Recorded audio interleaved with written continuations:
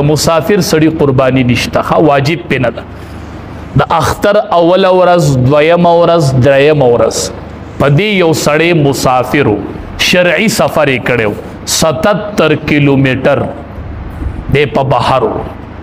یا د یو علاقې ته تلو او الته د 15 ورځو نه کم نیت کړو نوم د مسافر دی لکه یو سړی د اختر نه یو ورځ مخکې کراچۍ ته لاړ ټیک شو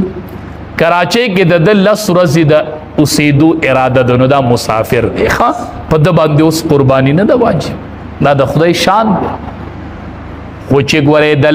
15 ورځو نه په کمه اراده په یو ځای کې دی مسافر دی که د 15 نه په اپله اراده و نو بیا دی مسافر نه دی ښه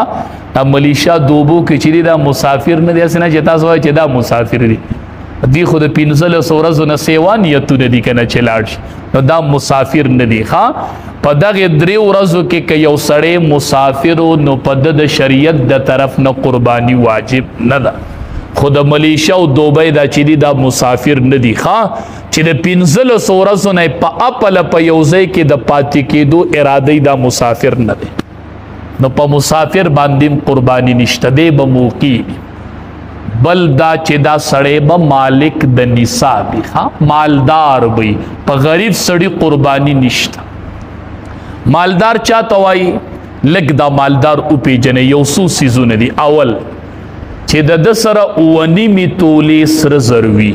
9.5 تولې که نارینی که زنانی چې 9.5 تولې سره زر ورسره شریعت وایي دا مالدار په د قرباني واجب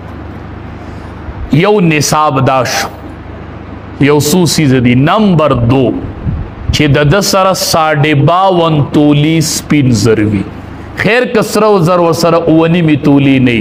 خو چې 52 تولې سپین زر ورسره نو په د باندې قرباني واجب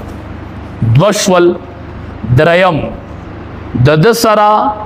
52 تولې سپین زروم نشته او سره زر ورسره 9.5 تولې نشته خو نغد پیسې ورسره دومره دي چې د هغې مقدار 52 تولو ته رسي دومره نغد پیسې ورسره شته دی یا یې چاته قرض دی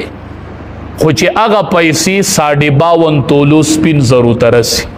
دا معلومات کوئ د وخت سره ریټ بدلیږي چې د سپینو زرو د تولې څه ریټ دی هره ورځ ورله ضرب ورکوئ نو دا ښه د لاکو د پاسه دي ښه پوره راځي تاسو پې بیا اندازه ولګوئ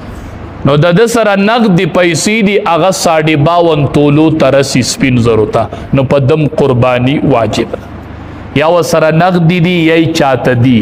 خو چې خپله قرضه تې کټ کړي چې په ده څومره قرضه ده